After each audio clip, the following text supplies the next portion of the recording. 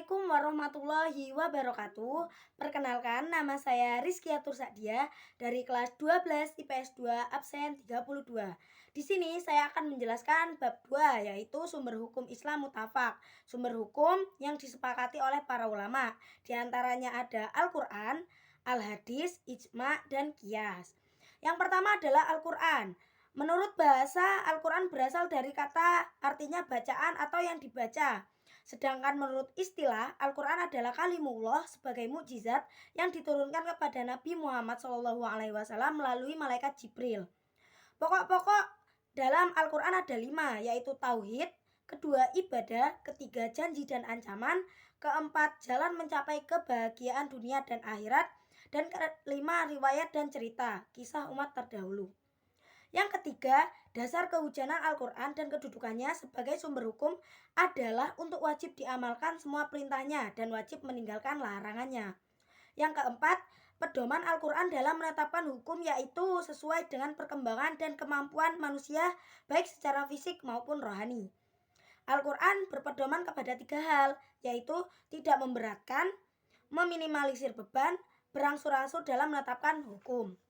Yang kedua yaitu Al-Hadis. Al-Hadis sendiri menurut bahasa berarti yang baru, yang dekat, atau yang warta, yaitu sesuatu yang dibicarakan. Sedangkan menurut istilah, Al-Hadis adalah segala sesuatu yang disandarkan kepada Nabi Muhammad SAW berupa perkataan, perbuatan, cita-cita, maupun takrir beliau. Yang kedua bentuk-bentuk al-hadis, yaitu qauliyah atau ucapan, yang kedua fi'liyah, perbuatan, takriyah, keputusan atau ketetapan, dan yang keempat hamiyah, yaitu cita-cita Nabi.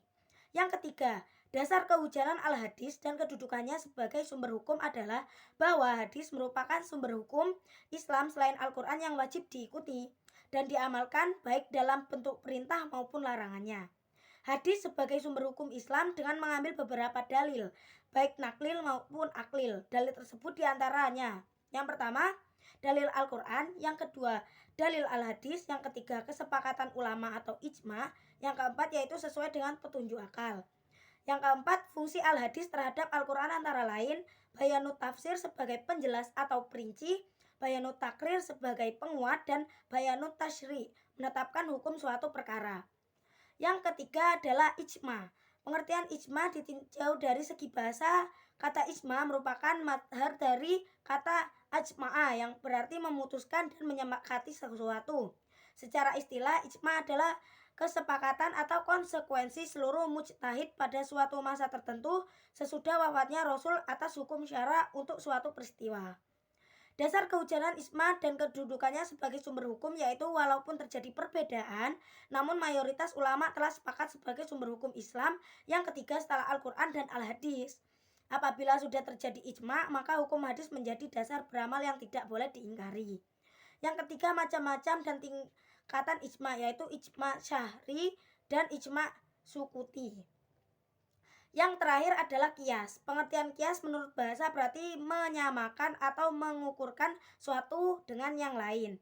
Rukun-rukun kias yaitu ada kejadian yang telah ada, ilat, dan hukum ashal. Cukup sekian presentasi dari saya, kurang lebihnya mohon maaf. Wassalamualaikum warahmatullahi wabarakatuh.